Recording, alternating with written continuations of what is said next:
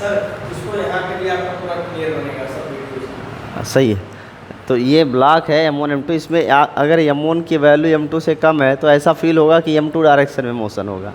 लेकिन एक बात ध्यान में रखना, इसके द्वारा हम ये नहीं डिसाइड कर सकते कि किस डायरेक्शन में मोशन होगा। तो ये वाला केस अप्लीकेबल नहीं है। तो फिर अप्लीकेबल कौन सा है जिसके अकॉर्डिंग हम डिसाइड करेंगे कि मोशन M1 के डायरेक्शन में होगा कि M2 के अकॉर्डिंग होगा? तो उसके लिए आप इसका कंपोनेंट बनाओगे। इसका वेट तो M1G डाउनवर्ड होगा ही, ये फोर्स इधर लग रहा है, इसका वेट वर्टिकली डाउनवर्ड होगा M2G। और अगर ये इंक्लाइंड एंगल थीटा है तो इसका एक घटक बनेगा, ये एंगल भी थीटा हो जाएगा, बन जाएगा M2G cos थीटा, और एक इस डायरेक्शन में बनेगा M2G sin थीटा। ठीक है। और इस M2G के जस्ट अपोजिट नॉर्मल होगा। तो ये N और M2G cos थीटा का कोई यहाँ पर यूज़ होगा नहीं। क्यों? क्योंकि फ्रिक्शनलेस सरफेस है। अगर फ्रिक्शनलेस ना होता तो यूज़ करते हम। यहाँ डिसाइडिंग जो फोर्स है कि मोशन किस डायरेक्शन में होगा, ब्लॉक M2 की तरफ होगा कि ब्लॉक M1 की तरफ होगा, यह डिसाइडिंग जो फोर्सेज है वो है M1G और M2G sin थीटा। देखो, अगर M1G की वैल्यू ग्रेटर देन है M2G sin थीटा से, M1G की वैल्यू M2G sin थीटा से ज़्यादा है, तो इस ब्लॉक M2 को इस डायरेक्शन में M2G sin थीटा ही तो पुल कर रहा है। अगर M1G इंक्रीज हो गया तो ये अपवर्ड जाने लगेगा। तो जो मोशन होगा वो क्या होगा? डायरेक्शन ऑफ मोशन बनेगा होगा टूवर्ड्स M1।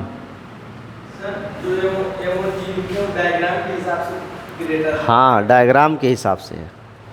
और दूसरा केस के बाद तीसरा है कि अगर मान लो M1G की वैल्यू लेस देन है M2G sin थीटा, तो जो डायरेक्शन ऑफ मोशन है वो होगा टूवर्ड्स M2। ठीक है। तो जो डिसाइडिंग फोर्स है कि मोशन किस डायरेक्शन में होगा, ब्लॉक M1 की डायरेक्शन में होगा कि ब्लॉक M2 की डायरेक्शन होगा, वो डिसाइडिंग फोर्स इसका मास नहीं है, ये है फोर्स M2G sin थीटा, यानी इसके वेट M2G का कंपोनेंट है और ये वेट M1G। ये दोनों डिसाइड करेंगे कि किस डायरेक्शन में मोशन हो रहा है। ठीक है। अगर M1G की वैल्यू M2G sin थीटा से बड़ा है तो इस डायरेक्शन में मोशन होगा ब्लॉक M1 के लिए, और अगर M1G की वैल्यू M2G से छोटा है तो वो डायरेक्शन क्या होगा? M2G हो जाएगा। तो हम किसी एक डायरेक्शन को लेके पढ़ते हैं और उसी को सॉल्व करेंगे। अब M1G वेट इस डायरेक्शन में कार्य करेगा तो टेंशन भी तो इधर कार्य करेगा। तो मान लिया टेंशन क्या है? T। जो टेंशन यहाँ है वही टेंशन यहाँ भी होगा, क्योंकि स्ट्रिंग एक ही है, तो टेंशन की वैल्यू सेम हो जाएगी। अब इसमें जो वैल्यू सॉल्व किए जाएंगे उसमें से फर्स्ट केस हमको फर्स्ट सॉल्व करना क्या होता है? एक्सीलरेशन। और ये जो ब्लॉक है वो इंटरकनेक्टेड है एक दूसरे से, इसलिए एक्सीलरेशन सबके लिए क्या होगा? सेम, इक्वल ही होगा। M1G डायरेक्शन में मोशन हो रहा है, तो जो डायरेक्शन है वो कौन है? M1G। हम इस कंडीशन को लेके चल रहे हैं कि M1G की वैल्यू M2G sin थीटा से क्या है? बड़ी है, तो इस डायरेक्शन में मोशन होगा। अगर इस डायरेक्शन में मोशन हो रहा है तो एक्सेलरेशन A की वैल्यू होती है total force by total mass, यही तो होगा। टोटल फोर्स क्या बनेगा? M1G minus M2G sin theta, क्योंकि M2G sin थीटा इस मोशन का अपोज करेगा, क्योंकि डाउनवर्ड डायरेक्शन में है और ये M1G डाउनवर्ड डायरेक्शन में है, तो ये अपवर्ड जाएगा, ये डाउनवर्ड जाएगा, तो जो force M2G sin theta M1G का अपोज करेगा। तो इन दोनों को सबट्रैक्ट कर लेंगे और बटे टोटल मास क्या होगा? M1 plus M2।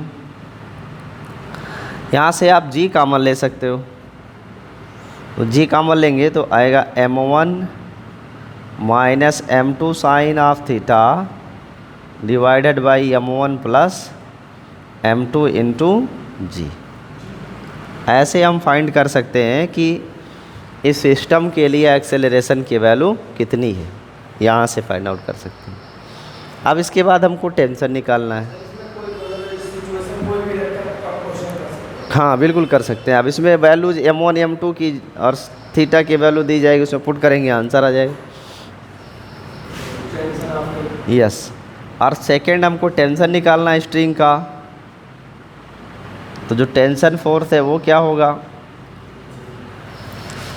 देखो ये टेंशन में अगर हम यह BD बनाए, इसको यहाँ से डिस्कनेक्ट कर दें तो m1 जी की डायरेक्शन में मोशन हो रहा है, इसका अपोज कर रहा है टेंशन T।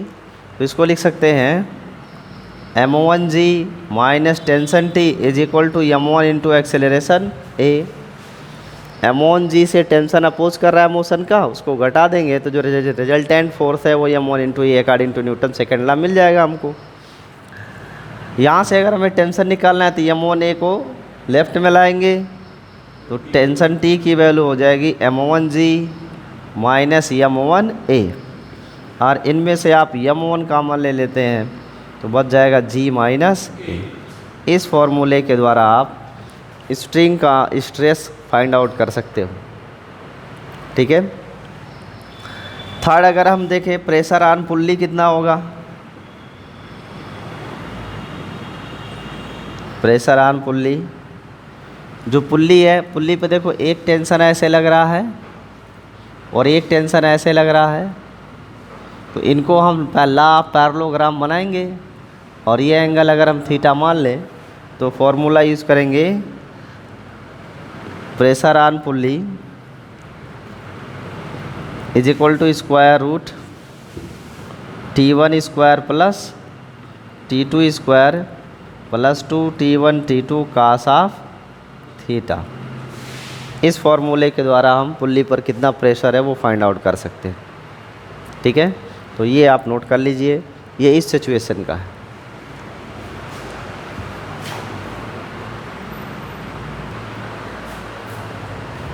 इसको मिटा दिया जा रहा है।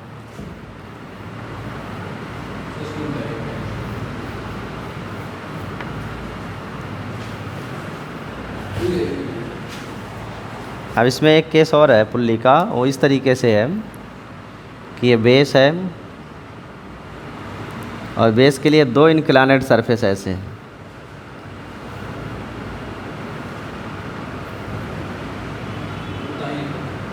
ठीक है, और एक का हमने मान लिया एंगल θ1 है और दूसरे का एंगल ऑफ इंक्लिनेशन θ2 है और इसके इस वर्टेक्स पे पुल्ली लगी हुई है यहाँ।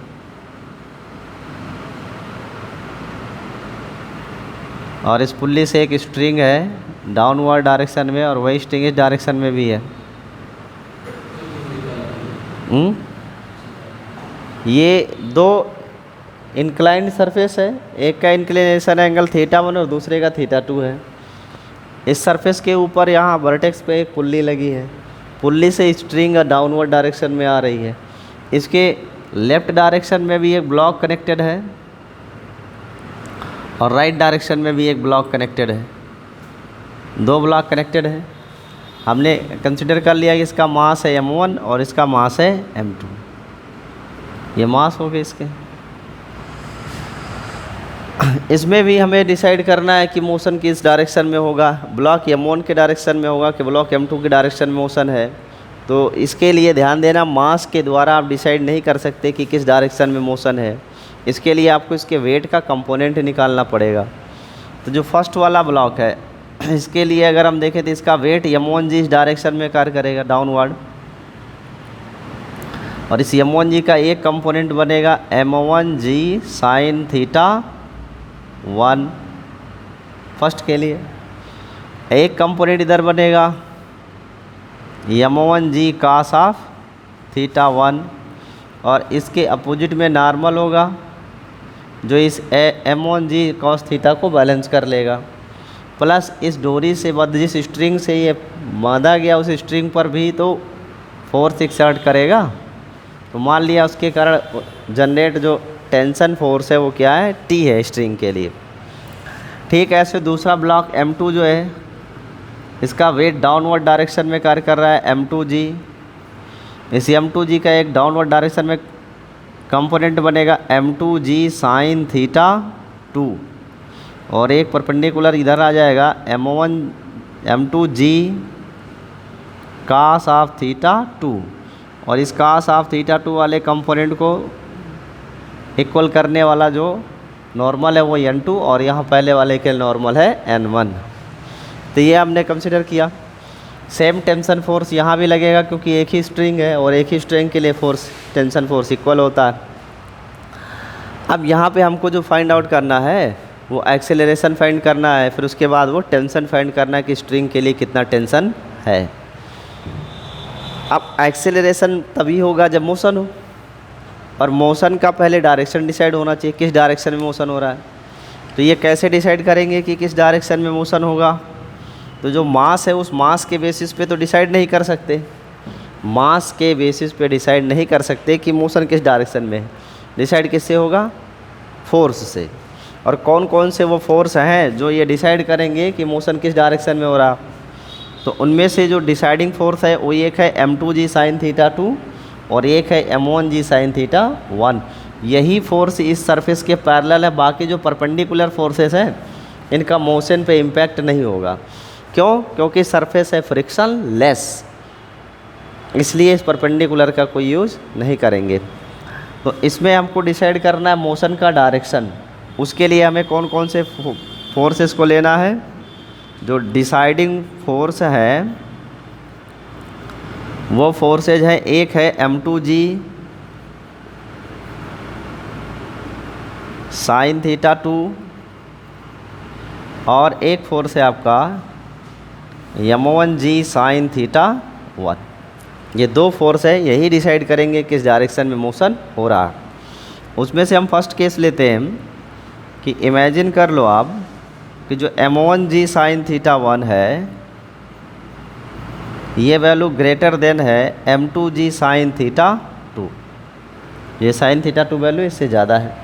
अगर m1g sin थीटा 1 की वैल्यू m2g sin थीटा 2 से ज़्यादा है तो जो मोशन है वो इस ब्लॉक के डायरेक्शन में होगा।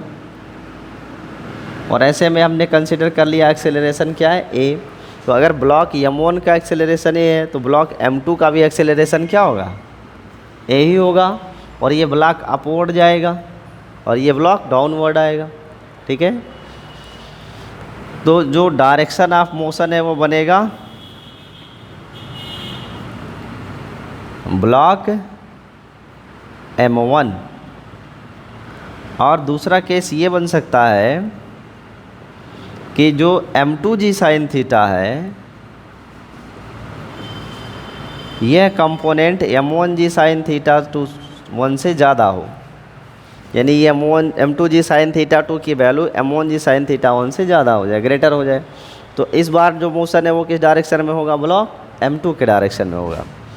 Direction of motion will be towards block m2। In forces m2g sin theta और m1g sin थीटा से डिसाइड होगा कि जो डायरेक्शन ऑफ मोशन है वो क्या है, ब्लॉक m1 है या ब्लॉक m2 है। हम यहाँ सपोज कर ले रहे हैं कि जो मोशन है वो हो रहा है किस डायरेक्शन में? Block m1। और इसके लिए सभी वैल्यूज़ को फाइंड आउट करेंगे। ब्लॉक m1 के डायरेक्शन में मोशन हो रहा है और इसी के लिए हम वैल्यू को फाइंड करेंगे। इसमें सबसे पहला पॉइंट हमें क्या फाइंड आउट करना चाहिए भाई? एक्सीलरेशन। कोई भी कनेक्टेड मोशन है उसमें सबसे फर्स्ट कंपोनेंट जो आप फाइंड करोगे वो है एक्सेलरेशन। और एक्सेलरेशन क्या होता है? Resultant force by total mass. तो रिजल्टेंट फोर्स कितना होगा? देखो, एक फोर्स है m1g sin थीटा 1 और एक फोर्स है m2g sin थीटा 2। इन्हीं दोनों के कारण मोशन हो रहा है। इसमें ब्लॉक m1 के डायरेक्शन में मोशन हो रहा है, इसका मतलब है कि m1g sin थीटा 1 की वैल्यू m2g sin थीटा 2 से ज़्यादा है, मच मोर है, तभी तो इधर मोशन हो रहा है। तो यस, तो m1g sin थीटा 1 से m2g sin थीटा 2 को हम लेस कर देंगे। तो यहाँ से आपको मिल जाएगा रिजल्टेंट फोर्स। और मास कितना है टोटल? m1 plus m2। इन दोनों में g कॉमन हो सकता है, तो हो जाएगा m1 sin theta 1 minus m2 sine theta 2 and whole divided by m1 plus m2 into g, ये है एक्सेलरेशन। तो इस ब्लॉक सिस्टम का एक्सेलरेशन क्या है वो हम इस फॉर्मूले से फाइंड आउट कर सकते हैं। अब इसके बाद हमें निकालना है टेंशन की वैल्यू क्या है। तो सेकेंड पार्ट, अगर हम टेंशन फाइंड आउट करना चाहते हैं कि स्ट्रिंग के लिए टेंशन क्या है, तो उसके लिए किसी एक ब्लॉक को लेते हैं। जैसे हमने मान लिया ब्लॉक M1 और इसको यहाँ से डिस्कनेक्ट मान लेते हैं। जब इसका FBD लेंगे तो सिर्फ हमको दो फोर्स मिलेगा, M1G साइन थीटा 1 और T, और जो मोशन है वो किस डायरेक्शन में हो रहा है, M1G साइन थीटा 1। तो इस फोर्स M1G साइन थीटा 1 से टेंशन को घटाएंगे तो हमको मिलेगा रिजल्टेंट फोर्स, यस, हो जाएगा M1G sine theta 1 minus T is equal to M1 into A। यहाँ से हमको टेंशन की वैल्यू निकालनी है, तो M1G साइन थीटा 1 से M1A को लेस कर देंगे। अब इसमें एक्सेलरेशन की आप वैल्यू रख सकते हो और एक्सेलरेशन की वैल्यू रख करके इसे आप सॉल्व कर सकते हो। इसमें से हम M1 को कॉमन ले लें तो सिर्फ बच रहा है G sign theta 1 minus A। इस फॉर्मूले का यूज़ करके अब और बड़ा करना हो तो एक्सेलरेशन की वैल्यू रखो फिर सॉल्व करो, बट न्यूमेरिकल में तो हमें इसकी ज़रूरत पड़ेगी नहीं। न्यूमेरिकल में न्यूमेरिकल में एक्सेलरेशन की वैल्यू हमको फाइंड आउट हो जाएगी। फाइंड आउट करने के बाद सीधे इसमें वैल्यू रखेंगे, एक्सेलरेशन का आंसर आ जाएगा।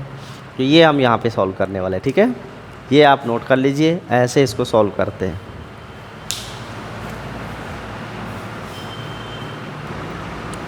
तो इस सिस्टम में मास हमने M1, M2 और M3 एज्यूम कर लिया।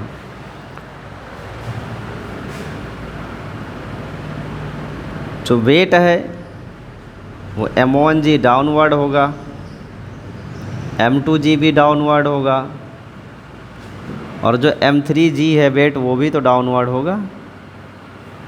वेट हमेशा डाउनवर्ड ही कार्य करता है। ब्लॉक बी और सी के बीच में एक स्ट्रिंग बंधी है, इसका टेंशन होगा, इसका टेंशन हमने मान लिया क्या है, T1। ब्लॉक ए और बी के बीच में एक स्ट्रिंग बंधी है, ये जो स्ट्रिंग है इस स्ट्रिंग का हमने टेंशन मान लिया क्या है, T2। तो यहाँ भी टेंशन T2 ही होगा। दोनों ब्लॉक इस पुल्ली को जब प्रेस करेंगे तो इसमें प्रेशर जनरेट होगा। तो पुल्ली का जो प्रेशर होगा वही T2 का क्या होगा, डबल, क्योंकि ये भी T2 ये भी T2 दोनों मल के प्रेस कर रहे हैं, पैरेलल हैं, जुड़ जाएंगे, 2T2 हो जाएगा। इस ब्लॉक सिस्टम के लिए मोशन ऐसे इस डायरेक्शन में है और मोशन के लिए हमने मान लिया एक्सेलरेशन क्या है, A। अब चूँकि ये कनेक्टेड सिस्टम है तो सभी ब्लॉक्स का जो एक्सेलरेशन है वो A ही होगा। यहाँ भी एक्सेलरेशन ये होगा, इसका भी एक्सेलरेशन ये है, और इस फर्स्ट वाले ब्लॉक का भी एक्सेलरेशन ये होगा। अगर डाउनवर्ड डायरेक्शन में मोशन है टूवर्ड्स ब्लॉक M1 तो ये ब्लॉक M3 क्या होगा, अपवर्ड जाएगा, यही तो होगा। इसमें हमको फाइंड आउट करना है फर्स्ट केस कि इसका एक्सेलरेशन क्या है, फिर ये जो टेंशन है T1 और T2 इसकी वैल्यू क्या है। तो पहले एक्सेलरेशन फाइंड करते हैं।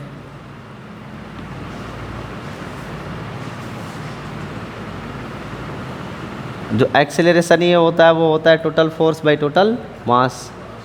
तो कितने फोर्स मोशन को सपोर्ट कर रहे हैं और कौन सा फोर्स मोशन को अपोज कर रहा है, जो अपोज करेगा उसको सब्ट्रैक्ट कर देंगे सपोर्ट में से और मास से डिवाइड करेंगे। तो अगर मोशन डाउनवर्ड डायरेक्शन में है तो M1G और M2G ये दोनों मोशन को सपोर्ट कर रहे हैं, जबकि M3G इसको क्या करेगा, अपोज करेगा। तो जो रिजल्टिंग फोर्स आएगा वो होगा M1G प्लस M2G और माइनस M3G, और by total mass that is M1 plus M2 plus M3। तो यहाँ G कॉमन हो जाएगा, M1 plus M2 minus M3 by M1 plus M2 plus M3 into G। इस फॉर्मूले से हम एक्सेलरेशन फाइंड कर सकते हैं। अब एक्सेलरेशन मिल जाएगा तो सेकंड केस में हमें टेंशन निकालना है। तो यहाँ पे एक स्ट्रिंग है बी और सी के बीच में, इसका टेंशन निकालना होगा, और एक ए और बी के बीच में इसका टेंशन निकालना होगा। तो जो बी और सी के बीच में स्ट्रिंग है, tension of string B to C, जो बी और सी ब्लॉक के बीच में स्ट्रिंग, इसका टेंशन क्या है। तो इसका टेंशन निकालने के लिए आप जानते हो कि इसे अगर हम FBD से डिस्कनेक्ट कर लें तो एक फोर्स M1G डाउनवर्ड हो रहा है और इसका अपोजिंग फोर्स कौन है, tension T1।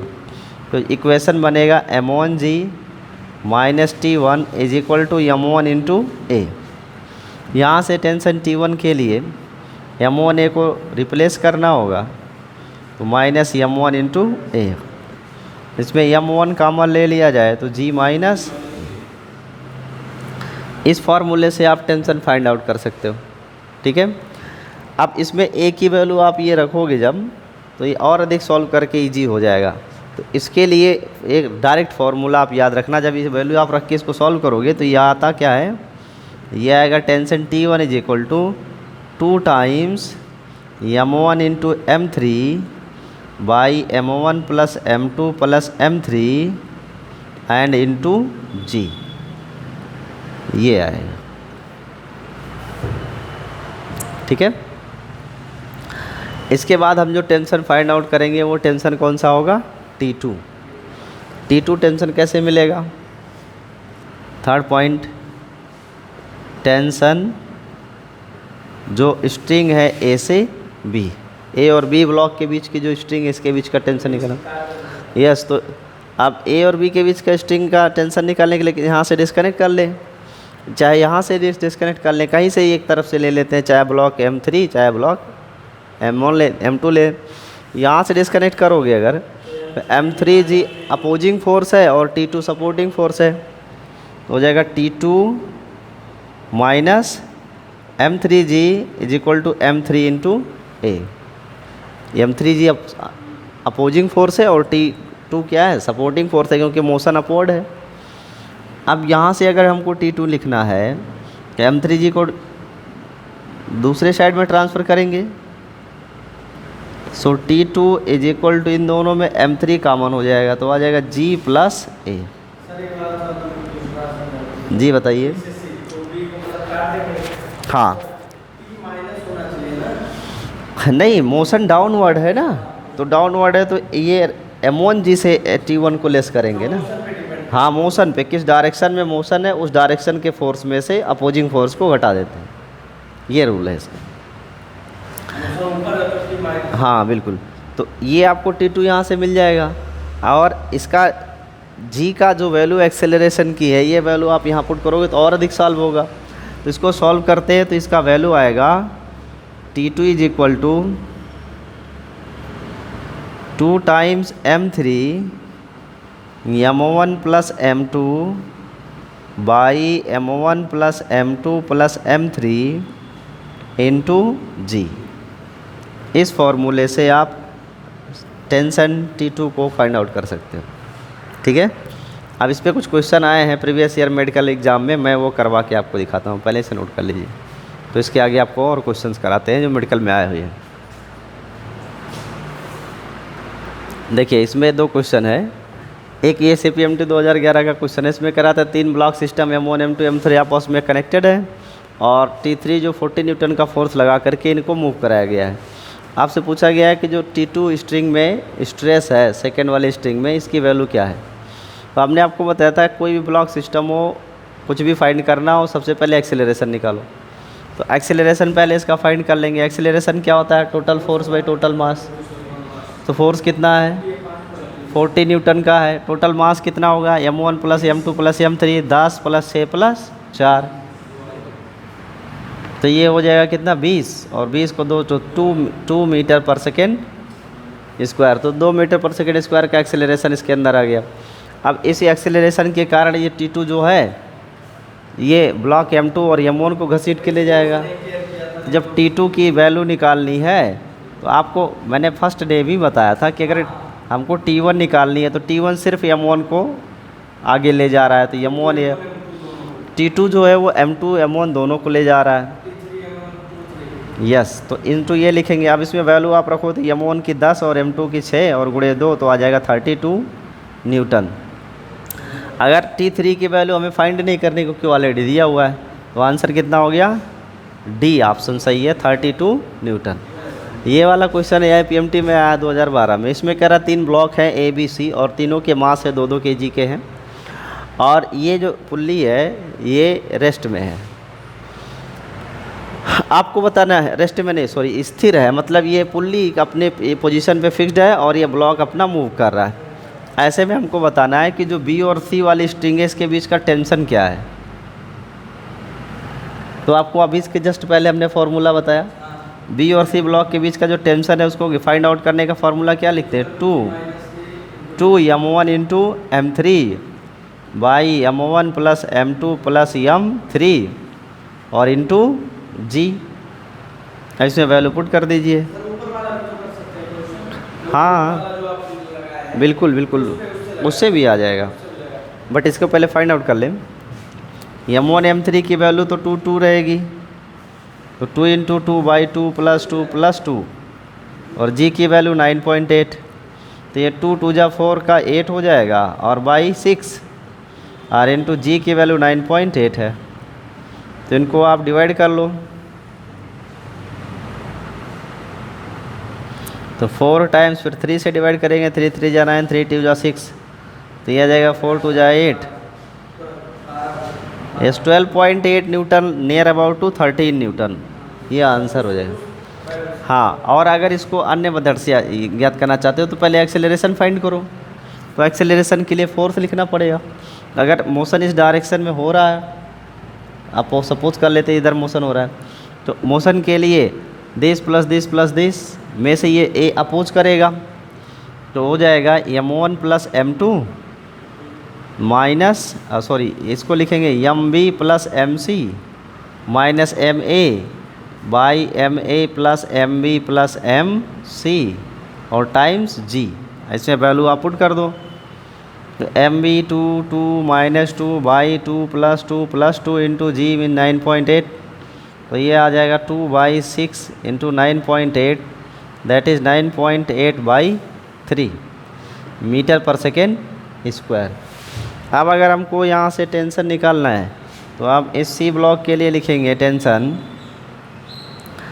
M C G minus T is equal to M C into a, और यहाँ से टेंशन की वैल्यू हो जाएगी M C G minus M C into a, that is T is equal to M C G minus a, and put the value of M C as 2 kg and G are minus a की value 9.8 by 3, so 9.8 minus 9.8 by 3 Newton. इसी को solve कर लीजिए, तो 2 times 3 times में से 2 times less हो जाएगा, 2 इंटू 9.8 बाई 3 हो जाएगा न्यूटन। तो 2 2 जा 4 टाइम्स 3.2 या 12.8 न्यूटन आएगा, वही सेम रिजल्ट यहाँ से भी आ जाएगा, यहाँ से भी। तो किसी भी मेथड से आप किसी भी अप्रोच से चल के इसे सॉल्व कर सकते हैं। अब इसके आगे और भी प्रश्न कराएंगे, लेकिन कल, आज के लिए तो हाँ।